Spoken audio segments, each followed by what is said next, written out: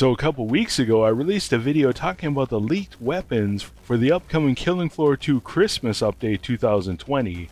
Well, this week, Tripwire made it official and gave us a bunch of details about how the two new weapons are going to work. Hey guys, this is Chris with BMB Gaming. Welcome back, and I hope you're doing awesome today. And I know I am because I love talking about new weapons in Killing Floor 2. Well, anyways, to start with, I'm going to review the weapons they're going to be improving / upgrading for the upcoming update, and then after that I'll talk about the two new weapons and share some additional details about those weapons. Now to start with, they are going to be buffing the Rhino pistols.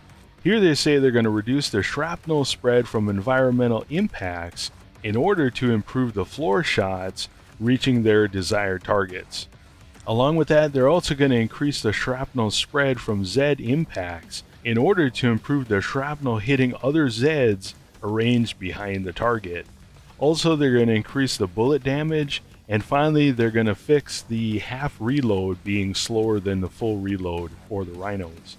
The next weapon they're going to adjust is the Seal Squeal. Here it says they're going to increase the fire rate in order to make it easier to handle shots and detonations.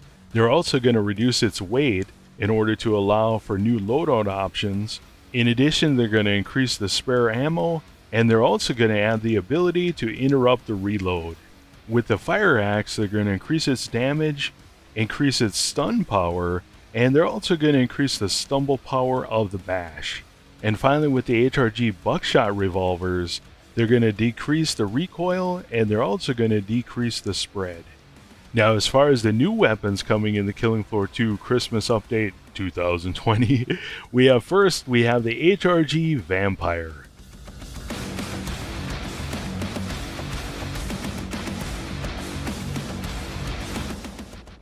Now, in the blog post, they say it's designed to actively suck the life force, or blood, out of your targets. The HRG Vampire operator can choose to either project it downrange as a coagulated ball to hurt enemies and heal friends, or keep the carnage going by shooting it as a powerful crystallized blood spike. Sounds like something the Doomslayer would use, right? So a couple questions as I'm reading this that I'm wondering is, first it says suck the blood out of your targets. So is that actually going to be a mechanic where, for example, like with the Hemogoblin, you shoot him with the, I think it's a drill or a spike or something, and it sprays blood everywhere? Are we going to have some kind of dart or something? We're going to shoot in the Zeds to replenish our ammo or something? That'd be pretty cool. Now that's pure speculation on my part, but it would be pretty cool. My guess is it's just going to be, you shoot blobs of blood at whatever, and you probably get the Hemogoblin effect where they shrink down a little bit to give you a physical indicator that you're actually doing damage to them or something. Another thing it says here is, or keep the carnage going by shooting a powerful crystallized blood spike. I still think that's funny. Well, anyways, my question is, does this have piercing? So are you shooting through multiple targets with this thing? Another question I'm wondering is, will this actually stick into a target and do damage over time? I'm kind of thinking of Remnant from the Ashes. I forgot what it's called, like the Butcher's Flail or something. You shoot like a spike into them and it drains them over time or does damage over time. I'm curious what we're going to get with this weapon. Now you're probably thinking, hey, wait a second, didn't the Field Medic actually just get a weapon in the Halloween update in the form of the Mind Reconstructor? Well, Tripwire actually did answer this question from other community members. They said the functionality of the two weapons, the Mind Reconstructor and the HRG Vampire, is significantly different while the same perk.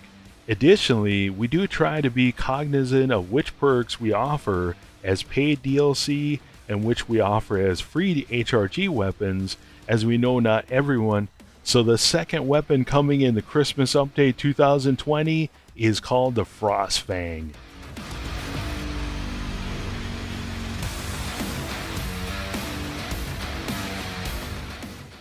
So in the blog post, it goes on and says, did we mention that we imbued it with some freezing tech?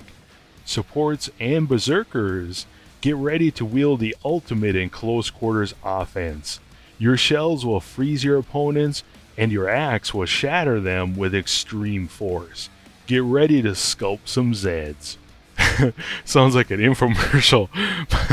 Buy one, get two free. So one question the Killing Floor 2 community raised was, why is the Frostfang a berserker weapon and not the Mosin Nagant? And Tripwire replied and said, as for why the Frostfang is berserker but not the Mosin, the Frostfang has much more melee capabilities and focus for the weapon compared to the Mosin, which was very much more long rifle focused. For example, the Mosin Nagant only has a bayonet jab, while the Frostfang's melee is fully directional like other melee weapons.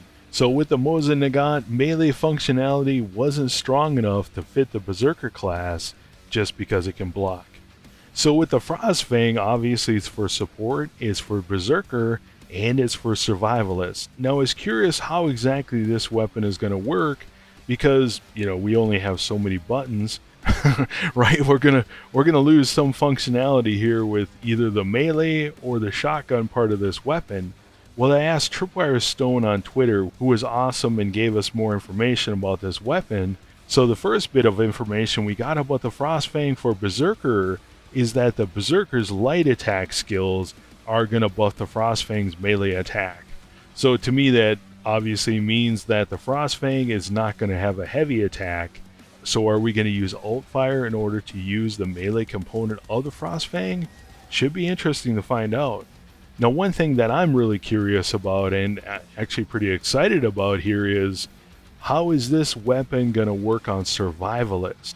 And I thought, well, Survivalist has Melee Expert, which is 20% attack speed with melee weapons, 75% bonus damage, and 25% increased movement speed.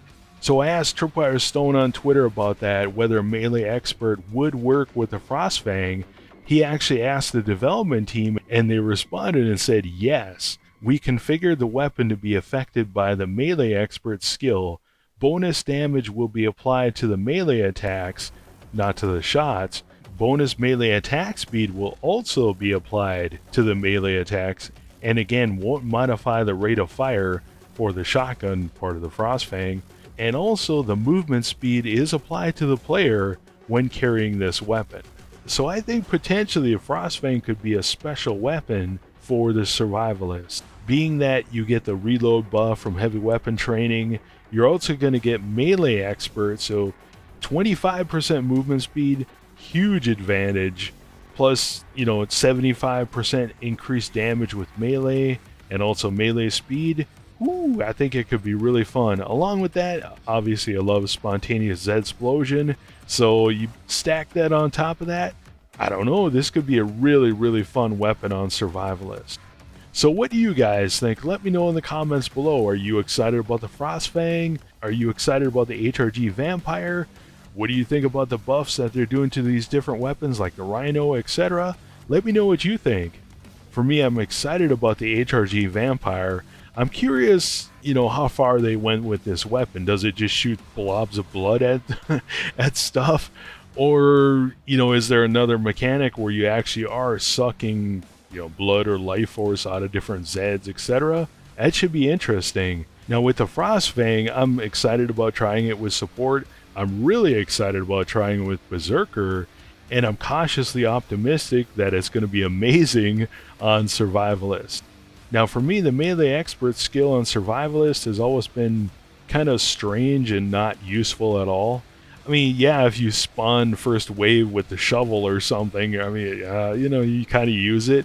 I have used it with Eviscerator, and it's actually pretty good, pretty fun. I wouldn't suggest using it on Suicidal or Hell on Earth or anything, because you're going to get in trouble with it.